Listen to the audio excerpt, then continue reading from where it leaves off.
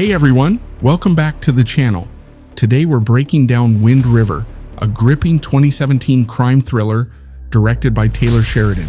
If you haven't seen it yet, don't worry. I'll explain everything you need to know. And if you have seen it, we're diving deep into the plot, themes, and some hidden layers you might have missed the first time around. So, let's get started. From the very beginning, Wind River immerses us in the brutal, unforgiving environment of Wyoming's Wind River Indian Reservation. This film is more than just a crime mystery. It's a survival story. The film opens with a disturbing image, the body of a young Native American woman, Natalie, found frozen in the snow. This tragic scene sets the tone for everything that follows. I need emergency assistance. What's your location? The Wind River Indian Reservation. We meet Corey Lambert, played by Jeremy Renner, a wildlife tracker who's used to navigating this harsh terrain. But this time he's faced with a grim discovery. Natalie's body, miles away from civilization where no one would have found her in time. This chilling beginning is symbolic of the isolation of the reservation. Not only is it remote geographically, but there's also a profound social isolation. The people here face systemic neglect, and the authorities often overlook the violence and suffering happening in these communities. I'm Jane Banner. By yourself? Yeah, it's just me. Enter FBI agent Jane Banner, played by Elizabeth Olsen. She's flown in from out of state to investigate the death, but right from the start, we see she's out of her element. Jane is smart, but she's new to the reservation and doesn't fully understand the dynamics of this harsh world. Her character adds an extra layer to the film, as she must rely on Corey's expertise to navigate both the physical and emotional terrain of the case. So do you want to show me the body? Your body's 5 miles on snowmobile. I'm afraid you'd be dead by the time we got there. Their dynamic is fascinating. Corey is a man of few words, hardened by years of personal loss, while Jane, despite being out of her comfort zone, is determined and strong. At first, Corey doesn't want to get involved, but as Jane digs deeper, he can't help but open up. The investigation brings back painful memories of his own daughter's death, which adds an emotional complexity to his motivations. She ran until she dropped here. See the pool of blood where her face hit the snow. As Jane and Corey start their investigation, they uncover more than they bargained for.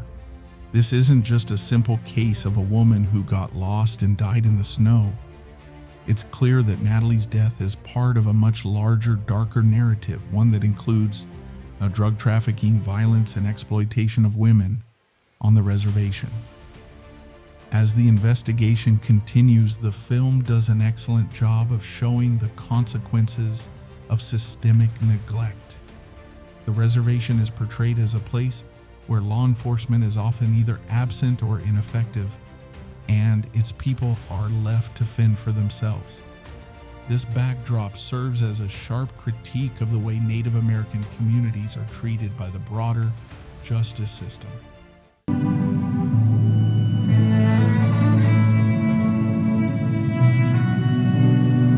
Corey's character arc is the heart of Wind River. We quickly learn that he's not just investigating Natalie's death because of his job. There's something much more personal driving him. Corey lost his own daughter years ago, and his grief is a constant shadow over his life. This personal loss makes his determination to find justice for Natalie so much more compelling. That's my daughter, Emily. She passed 3 years ago. Through Corey's journey, we see how deeply personal trauma can shape the way we view the world. His past has hardened him, but it also gives him an empathy for the suffering of others. It's his own experience with loss that drives him to make sure Natalie's death doesn't go unnoticed, even if it means confronting painful truths about his own family.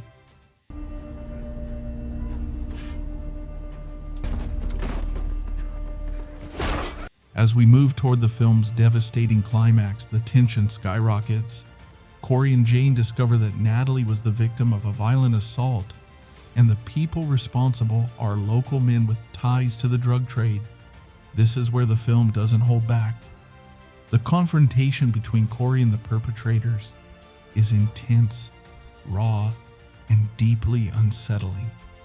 What makes this sequence so powerful is that it isn't just a physical fight. It's the culmination of everything Corey has been through. His desire for justice isn't about revenge. It's about stopping the cycle of violence that's been allowed to continue unchecked. The snow, which symbolizes isolation and silence, becomes a witness to the harsh retribution. The ending of Wind River leaves us with a sense of ambiguity, but also a hard-earned resolution. While Corey finds some measure of closure, it's clear that the larger issues affecting the reservation remain unresolved. The film doesn't offer the comfort of a neat conclusion, which is part of what makes it so powerful. It forces us to confront the complexities of justice, particularly in places where it's often ignored. One of the biggest themes in this film is the idea of justice, both personal and systemic. Corey's journey is about trying to right a wrong, but he's also trying to make sure that Natalie's life isn't forgotten, that her death doesn't become just another statistic. It's a fight for dignity in a world that so often takes that away.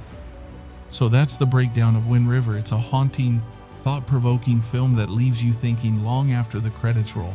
What do you think? Was the ending satisfying to you, or did you wish for something different? Let me know your thoughts in the comments below. If you enjoyed this video, be sure to hit like and subscribe. I've got plenty more movie analyses coming your way.